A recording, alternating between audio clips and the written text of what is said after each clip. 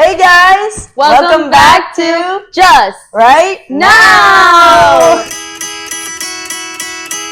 Today is none other than episode 10! We're excited! Oh my god, I can't believe we made it to episode 10. Double digits. Literally 2 months in, and I think we've kind of gotten a little bit more into it, a little better swing. We hope to bring more better content to you guys in this next chapter, I guess. So true. So yeah, hang in with us. We're excited to show you guys what we have. And as always, thank you guys for sticking around, listening. And there's more to come always. And soon we'll have special guests. So stay tuned for that. If you haven't already, go watch our last episode. And yeah, without further ado, let's get right into this. Get into it. So, in today's topic, Nai and I decided that we're going to talk about something that I personally find really important right now as, you know, we're shifting through seasonal depression onto summer. Big one. And that is me versus me. Me versus me in my head, you versus you in your head.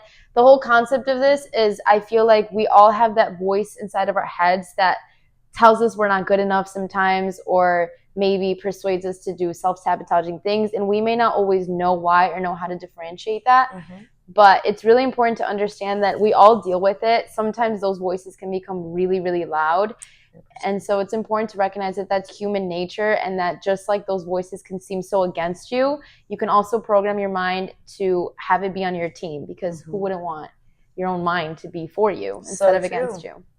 There's two ways of looking at it. It's me versus me, or in like a me versus me, or it's me versus me. I can like take that power and be there for me and see what comes of it.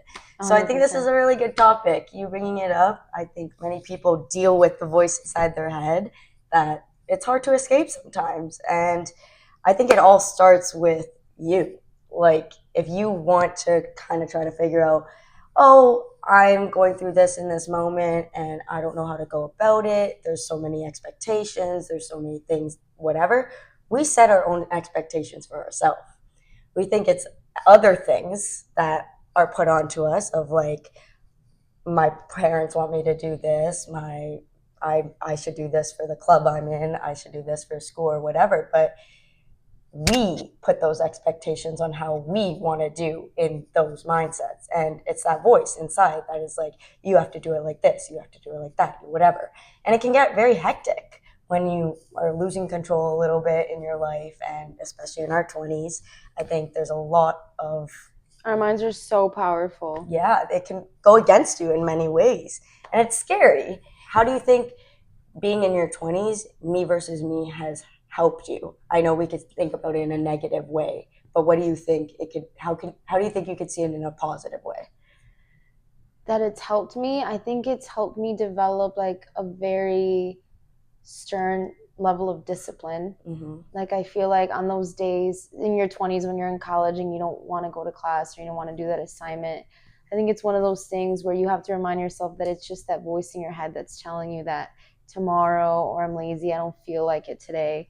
I think it just pushes you to be disciplined. You need to remember, like, there's no one other than my mind right now telling me that I shouldn't. So true. Because if you have friends around you that are telling you shouldn't go to class, they shouldn't be your friends. Yeah. At least for the most part. But yeah, I think it's helped me develop like a strong level of discipline. And I think like that concept has a lot of like it is how you see it, and we'll talk about that more later, but I think it has like a lot of relief in the sense of like, it's just me and my mind, so I can take control of it at any second. You can take power of it. You can take power, but it's also very debilitating, because then it can be like, why do I feel like I can't conquer my own mind? Because if the one thing you can control in this world is your mind and your thoughts, and you feel like it's out of control, then that's a very scary feeling. 100%. So yeah, but I think it's helped me develop discipline in the sense of, also it like helps you, I think, in a way. Have you heard that quote where it's like, don't compare yourself to anyone else other than who you were yesterday? That is a very good, powerful quote. Yeah, I think it's helped me stay in sort of like mindset where I'm just focusing on the type of person that I am, or at least try to focus on that. Because it really is just you versus you. What's the highest potential you can go? Yeah. What can you offer this world, instead of like what do they have that I don't? So true. And that brings up, it's not me versus you. Yeah, a lot of the time. It's me versus me. Because we think we're in competition with a lot of the people, but a lot of the time we're in competition with our own brain, our own voice in our head. It's not with other people. The comparison and stuff doesn't really like help, and it doesn't make it easier. But we allow those comparisons to take over our minds, 100%. And we can either use it to like, hey, like I'm noticing I'm comparing myself a lot more. Why am I comparing myself? Rather than I'm comparing myself to this person, I have to be better than them, I have to do this. That puts so much on you. And then you're like, wait, it's not me versus me anymore, it's me versus them. And it shouldn't be, because they probably aren't even on that same exactly. It's very different to see things when you're trying to compare yourself all the time. Yeah. It's so much easier when you're like, wait, I could be, like the quote you just said, I could be better than the person I was yesterday. Yeah. Very powerful. Pressure starts with me is a lot of the times we, like, I feel like absorb and ingest so many things that we don't even need to the point where we convince ourselves that we need to be something, but no one's really forcing us. Like, do you get what I mean? Yeah. Like, there's this quote that goes, it basically goes, no one, and I used to hate this quote, but it goes like, no one can hurt you unless you let them. And I always used to think like that's bullshit. If someone is directly like throwing a jab at me, they like, it's gonna hurt me. But if you really don't allow yourself to like absorb it, I think it's a matter of you'll only like believe it, or you'll only accept it if you believe it yourself. Yeah. And if you like are someone who takes things so personally, and that's kind of what we're going with the whole me versus me. It's like you have to have that strength and that mindset, which takes time to develop and to program your brain, but you have to have that set and instilled for you to be like, nope, like I don't care what this world thinks I should be or what I think this world thinks I should be. It's more of like, how can I just be better? Yeah. So, I care about what I can do better to be better for myself. Yeah. But it really is scary how like common it is to fall trap to that and to fall trap to our own thoughts. It's so easy too. It's like so easy. And it's subconscious. I think that stems from childhood. Like maybe if you were compared from a young age or like all these little things, you can grow up constantly comparing yourself to others, not because you don't feel worthy, but because that's the mindset and the shift, like the environment you grew up in. And it's hard to overcome when you're in those moments, but you have to be aware that you are comparing yourself to other people to rewire it and change it. Yeah. If that makes sense. Yeah. And take the pressure of the outside world not onto yourself. Yeah. Like, don't put it on yourself. Because what she's saying is so true. Like, a lot of the times we're putting this pressure on, thinking that it's the rest of the world and, but the world wants this. But it's like, it's you that's allowing it to affect you at the end of the day. If you believe it, then it's going to happen. Yeah, of course. So, yeah. I think another important topic to address is, I wonder this myself, and I think some people listening to this may wonder, like, but why? Yeah. Why is it that we get so stuck in our heads, especially in our early 20s when we're trying to figure out where to go in life and do all of this? I think I ask myself that like every day. Literally every day. Like, because again, like, why wouldn't no one wants their mind to go against them. No, it's actually terrible when your mind is going against you and you're like, nobody wants to be sad. It's like Rihanna said, right? Like, pretend. That only gets you so far. Yeah. But nobody wants to feel that. So why is it that it's so common? Sure. And outside of like social media and all of these people in the society that we're like being brought up right now, I think more importantly, it's like scientifically proven that our brains do not care if we're happy or not. Our brains are not looking for things to make us happy, at least consciously and automatically. I think there's a statistic that 90% of the time we're like living through automatic pilot. Yeah. So that's just our brains trying to look for ways to make us survive and be alive. So that's why you see all of these people stay in toxic relationships or do self-sabotaging things, like do drugs or just not stick to things that they know could make them better. It's because their brains aren't programmed automatically to make them want to be happy and want to make them do their best version. Yeah, it takes work. Yeah, it takes a lot of work, and the brain is kind of lazy sometimes. It is. Just is looking for ways to make us feel like, okay, we may be in this toxic relationship, but we've done it so many times. It's a cycle that we know, even though we're suffering, fuck it, we survive. I think many people get stuck in that, and they're like, Yeah. it'll change with time. Like within time, it'll get better and whatever. It's like, no, you have to put the work in for it to get because they don't better. realize that their brains are not going to just. You're not going to wake up one day without trying and just be like, today I'm going to get out of it because I deserve better. Yeah, no. It's like, no. If you continue in that cycle, the cycle will just worsen in that time period. Yeah. So you have to be conscious of what you're doing and why you're doing things, because otherwise the external can push on you 100%. And that's why you have to validate yourself more than anything and be like, it's me versus me. It's not me versus anyone else. You can take control of your brain. And you, as soon as you like recognize, like, look, my brain, and don't be mad at your mind or your brain, because your brain is just trying to make you live. It's trying to make you survive. You have to take that initiative to talk to yourself and talk to your brain and be like, I know you want me to survive, but I deserve better and I need better. So I'm going to work on it with you. It's a team effort. Did you know like 90% of your thoughts aren't real? Or like, what do you mean? Like 90% of the thoughts that spiral at once, it's like, it's not going to actually happen. You just fixate on it, because the more you fixate on a thought, it will progressively get real in some way, because you're like, oh shit, I'm looking for that. And then you're like, damn, that happened to me because I'm thinking about it. It's going to happen. I think that's a big thing with anxiety. Many people who struggle with anxiety, it's like you try to prepare yourself for the future and what can happen before it happens. To the point where you're manifesting it, because that's what you're looking for. And then you're kind of like, wait, what? Like, that just happened and I was already thinking about it. But no, that's just a way of protecting your brain before something happens. And then so you kind of know what to do in the moment. But it doesn't make it right. A lot of your thoughts, a lot of the stuff that goes on in here isn't actually going to happen. It's just your brain fixating on a certain thing. And if you allow it, the cycle will continue. But you can be like, no, like that's not real. Yeah, and it's the same thing with like depression. Like if you just are hyperfixated, because depression is more the past, anxiety is more the future. So if you're hyperfixating on even yesterday, what happened, you had a bad day, or 2 years ago or a month ago, like if you're fixating on that, your mind is going to keep reliving it to the point where your physiological like reactions will react the same way as if the event were happening right now. So true. Because that's where triggers come from. Yeah, what you think of constantly is what comes about. And again, it sucks that it happens. It sucks that our brains are naturally kind of like that, especially in this world right now where it's so overstimulated, which we talk about a lot. But yeah, it's important to understand that it's not just you. There's nothing wrong with you. It's not that you hate yourself or you can't get better. And I really want to preface that, because I'm going through that right now, and that's okay. And there's nothing wrong with me. There's nothing wrong with you if you feel like that. It's just that we need to understand, once again, our brains are just wired to make us feel alive. They're wired to just think cycles. What it knows, it's going to continue. It shows you comfortability. And comfortability can be wrong.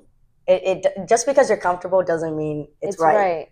And I think I've fallen into that too. It's like I'm comfortable being at home and I don't want to leave home for a long time. But maybe if I left home, I would be so much better. That's exactly what happened. When you're comfortable in a certain situation, you are supposed to do the opposite of what you're feeling in that moment, because you should never be too dependent on something. Yeah. Your life is going to switch. Your life is going to keep going. So comfortability is actually scary. It's good to be comfortable in like your support, like who's around you and knowing like that. But even then, you should always kind of have a backup plan in a way, because being comfortable, it can make you feel stuck. Right. In a way. Yeah. And that's scary. Repeating a cycle. Exactly. It's very scary. Well, let me ask you this. What are like 3 things that you think personally have helped you like get out of your head or navigate like the me versus me concept? Like 3 things that you automatically do or know you have to do to just tell yourself like, I know I hear these voices, but I need to do better. Yeah. I think a big thing of always trying to put it on the external is a lack of control in our own life or our own brain. And when our brains are spiraling and all of that, it's very hard to get out of that. So a big part of using me versus me is I have these thoughts. Let me own them. Let me see why I have these thoughts. Because so like would you say like taking accountability, like feeling it Yeah, first? because there's a reason you're having the thoughts in the first place. Of course, your brain is trying. Your body is the first indicator of something. It's gonna make signals. It's up to you to pick up on them or not. That's why you see a lot of the time, like when people are like, "Oh, I felt this in my body," and then like 3 years later they go to the hospital and they find something. It's like you're supposed to listen to your body when things are happening. It's the same with your brain. If your brain is constantly spiraling, listen to it. Don't avoid it, because when you avoid it, then it'll continue and you'll still fixate on it. You'll still try and go in those cycles and try and figure it out. But if you just be like, why do I have these thoughts right now? What's going on in my life right now that is making me feel this way? I love that answer. And then, so first step is take accountability, recognize it, don't avoid it. I think that's so big, and I want you to keep going with your answers. Yeah, you have two of more. course. Yeah. But that's huge, and I see that a lot working in the industry. Is a lot of people truly avoid. It is so easy to which avoid. I've been guilty of. Yeah, no, me too. I've been so guilty of that to a point where I got to my low moment and I was avoiding too much, and it was either sink or swim in that moment. And if you want to swim, you have to change something. You have to look at it for exactly, what it is. Exactly, and ask the why, because a lot of us don't want to ask the why. So first, I would say take accountability with your emotions. Why am I feeling this? 2, you have to be really intentional of who you surround yourself with and your environments. Everyone's always going to try and give advice. Everyone's always going to try and put things into your head as much as they can, because everyone's dealing with different things at the same time.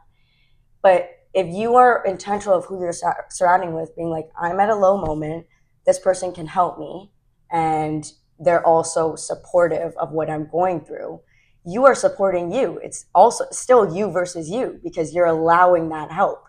Many people want to like take it away and like be like, no, I could deal with it, me versus me. That's what I think. That's the difference between the two, me versus me. Me versus me is when you're in a low moment is very difficult, because you're not supposed to be alone. You have to have the support, because you're losing to yourself. Exactly. Your brain, it's not a weak point. You should never see yourself as weak. It's like, I don't have the necessary skills right now to go through this. I need the people who love me and support me to be there for me too, and to remind me of the other me, of the other, better, exactly, more powerful exactly. Me. I so understand what you're saying. And then, I hope you guys do. I hope so too. This is good. Yeah, it's like locked in. It's locked, but like and then the me versus me in a happy state is like, it's me versus me. Like, I can use the skills that I was in the low me versus me when I was getting that support, getting all that, and see what comes of it. So there's 2 ways to look at it. That's where people get stuck, because then if you look at it of me versus me in a low moment, you're going to become lonely. You're not going to know how to go. You're going to think that you hate yourself. Exactly. And convince yourself. It's a cycle. It's a cycle. That's where therapy comes in handy. That's where all these other things, because we're human. We're supposed to have that connection. It's a need. So the second one is reach out for support, but be exclusive, but be intentional. Exactly. And then the third one is spend time with you. That's a difficult thing for many people, and that doesn't mean like hanging out with everyone, going out and like I'm still hanging out with myself when I'm with others. It's like, no, I'm going to sit in my room. I'm going to journal. I'm going to watch a TV show I love. I'm going to listen to music I love. Anything for you. You have to be intentional of what you're doing for you. What are you allowing into your brain? What are you allowing to be around you in this moment? If you're in a cycle of my brain is going like this, if you go to a club, it's going to continue going like this. You're going to get that like instant dopamine. Maybe exactly. In the moment. But then the emotion's going to come back right within a few weeks, a few days, or whatever. So first one, accountability. Second one, support, but intentional support. Intentional support. Not just, I'm going to hang out with anyone I can to numb the pain or to distract me. Intentional support. And the third one is intentional time with yourself. And be unapologetic about each and every one of these if you're treating people with kindness, but more importantly, if you're doing it for the state of your health, your mental health. Yes. Learn to say no too. Learn to say no, because when you're in those moments, your brain is trying to look for the distraction. Your brain is trying to look like, I don't want to deal with this. Let me see if I can push it off. But if you're like, no, I want to deal with this right now, you are rewarding yourself in that moment. You may not feel it. Future you will definitely future thank you will be like, thank you. Yeah. Put yourself first. And then another thing that you said, the last thing is spend time with yourself. Mm-hmm. But then before that you said reach out. I think obviously you find that balance. It's a balance. Maybe it's like interchangeable. We like just be comfortable enough to look out for help when you know you need it, but also like know that it's just as important to look within. Exactly. And then I heard this podcast like 2 days ago where it was saying like, it kind of hit because it was saying like a lot of people nowadays think like, oh, I spend time alone. Like I like when I'm getting ready, like and doing my makeup, like I'm listening to music or I'm watching, you said like watch a TV show or whatever, or like when you're eating alone and you're watching something. But if you're constantly like, if your eyes and your minds and your ears and just your mind is not fully there within your thoughts and like you're not fully aware of your state of being and your physical presence, then you're not really spending time alone. And I think that's another reason why Me Versus Me becomes so perpetuated and also so difficult to like get out of it and see it in a great way because we don't really know ourselves, and people think that especially in your 20s, you're still getting to know yourself. 100%. But people think that like I know me and I spend time alone just because you're physically alone sometimes. But spending time alone is like she's saying like intentional time alone is journaling. What are your thoughts? Going for a walk with no music, no distractions. Lately, sometimes I'll eat and have absolutely no TV on. So many things. Like you can be intentional with that too, even if it's like people see screens as a distraction, but yeah, it is a part of our life. But you can be intentional of what you're doing. If you're on your phone, what are you doing on your phone? 100%. Like, there's different ways to, like, mindset shift too. And the last thing that we want to end off on with this video is that, you know, the word versus has a connotation of competition. Yeah. And competition a lot of the times gives us that initiative of we need to do better, we need to be number one, which is why when we say me versus me, we want to clarify that it's not necessarily set in stone, that it's you needing to be the best and you being in competition with yourself. More of there's how she had mentioned earlier, different ways to look at this approach and this reality that we all go through. And that's either me versus me in the terms of like, I'm going to push myself to do better because I'm for me and I want to uplift myself. Yeah. And instead of looking at it as like me versus me, like why do I hate myself? Why I'm in my thoughts? Like why can't I beat her? It's not necessarily a competitive thing. It's more of like you need to lock in with yourself. You choose how you see it. You choose how you see it, just like anything in life. Yeah. This phrase is very prevalent and definitely a reality. I'm sure a lot of people listening can agree. 100%. But like Naya said, you really choose how you see it and how you like feel it within yourself. Yeah. So what would you say is like the key difference between the two different perspectives? Me versus me, and you can use it to uplift you. And like when you're in a low moment, it's like, I got my back. Like I have me. I like, if no one else is going to have me, I have me. Like that could be powerful because then you feel less alone. But when you're seeing it as like it's me versus me of, damn, it's me versus me, and I don't, like you more feel agitated with yourself and you're in your head about something, like it's harder to get out of that because you're going to constantly feed that negative self-talk.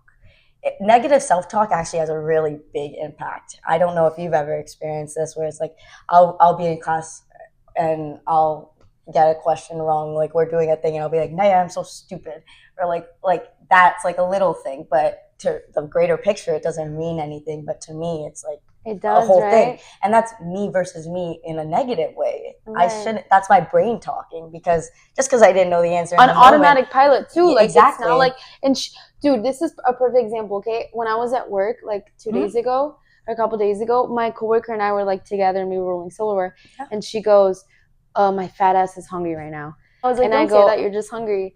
And she goes, she like laughed it up and she's like, no, I know, I'm just like saying that. And I just like dropped it because we're not close like that and whatever. Yeah, but like I knew then that I was like, you don't know it now, but like those type of little comments are not nice. They're not helpful. No, like it actually. Would you say that to a friend? No. Like, would you be like, your fat ass is hungry again? Well, low key, I shouldn't anymore. But it depends. But you shouldn't, and you naturally wouldn't. And I just feel like that's what we're trying to get at, is like those little insults and jabs that we tell ourselves and thinking like, oh no, it's a joke. That's just how I talk. Like da-da-da.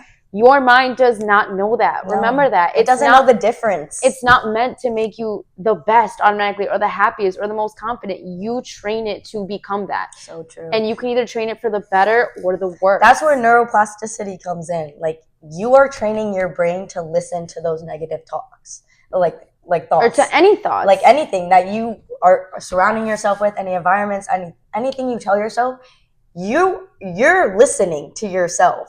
And so every time I say that to myself, I have to be like, wait, Naya, like, no, that's not true. Yeah. I have to validate that in the moment. It's because it's subconscious, but it also, I think about it after and I'm like, wait, like, why'd I say that to myself, you know? And I've experienced that a lot, where like I feel like it's so much more accepted and common and almost like desired for people to talk down on themselves and talk good. Like if I were to walk past a mirror, that is so big. Yeah, like if I were to walk past a mirror and be like, oh my god, I look so pretty today, or I look so pretty right now, which I used to do all the time. No, you do, and I it's real. Like, you know, people will be like, shut up, or like, oh my god, or like conceited or whatever, but it's like, people don't really say anything if like you're like, oh fuck, I'm stupid. Like they'll just stay quiet and they'll laugh it off, right? And it's like, question that behavior, because you should feel just as comfortable talking good on yourself and calling yourself beautiful and smart and recognizing all that you do and have done and continue to do. Being confident in yourself. Just as comfortable doing that and calling that out loud as much as you do with the negative, if anything more. And that's how you start to train yourself. And if you have those people that are calling you, obviously do it in a humble way. You never want to come off as if you're better than someone. No, don't be conceited. Yeah. But like, I get what you're saying. It's like people glamorize the negative comments about you and they'll be like, no, you're not, whatever. But because they don't sense competition. Exactly. There. And that's a them. That's an actually insecure thing on the other person. But then when you say something nice about yourself, people don't really say much. Or like the real friends will. They'll be like, yeah, you're gorgeous, whatever. But like, yeah, if someone's insecure of you, they won't say anything. And that's a good intel, too, in those moments. So you can just pick me versus me. I love myself, or me versus you. Yeah. And that's where people shift in friendships, relationships, or whatever, because they see it as competition. It's not that.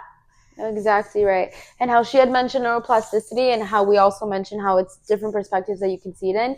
Utilize the science-based fact that neuroplasticity is a thing. Look it up, or that could be another topic too. Yeah, I think we need to do a whole thing on that. Yeah, that's insane. And we're very educated. I have a whole book. She has podcasts. We got tea.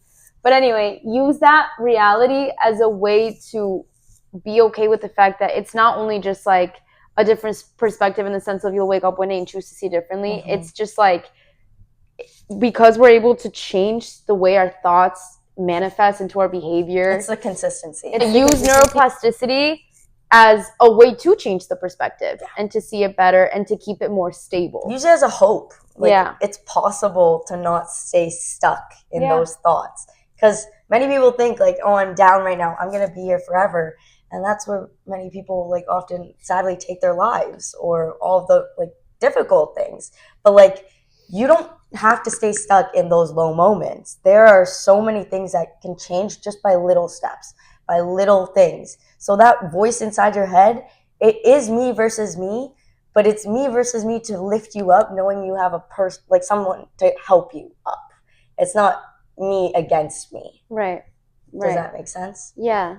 100%. Yeah. I got lost in thought there, but for sure. No, it hits. Sorry. I told you I myself. Real. Okay, guys, that's about it for today's episode. Our 10th first double-digit episode. So incredibly grateful for everybody watching this, and more importantly, I'm grateful for you. You as well. She didn't know I was gonna say it, but I am. Bro, no. I'm so grateful for you. This would not be anything without her, really. Same with you. This is our just whole right podcast. Now. This is born between us, and just know you are never alone. Even in the low moments, we go through things all the time. We are not perfect. Right. There's a life on the other side of this camera, and it is okay to feel your emotions and know that they're are people there to support you. 100%. So, and I want you guys to know that every week that we come up with topics, it really is related to a topic that's very prominent in our lives, in one of our lives. Like I mentioned earlier, this topic is something that's very adamant in my current life, and I'm getting through it with the help of a loved one, which is incredible. But anyway, yes, me versus me. Remember, guys, it's a way. First of all, it's something that happens to everybody, but it's a way to motivate you and find relief in the sense that you're not dealing with it alone, one, and two, you got this. I promise you, those little voices in your head are not necessarily, don't mean that you don't have confidence or that you suck or that you hate yourself. It just means that that's unfortunately what you've been wired to think like. Yeah. And look back, follow the steps Naya suggested. Acknowledge it, reach out for support, and spend time with yourself. Get to know who you are. 100%. Very important. Yeah. So do those things, and I'm telling you right now, there is another side. I've been through many things, so is she. I know many people, and there's always something greater to live for. So we love you. We're always here. Please comment down below if you have any other topics that you would like for us to hear. We're going to take this a lot more seriously now coming into this next part of Just Right Now. And yeah. Thank you, we'll guys. See you next week. Mwah!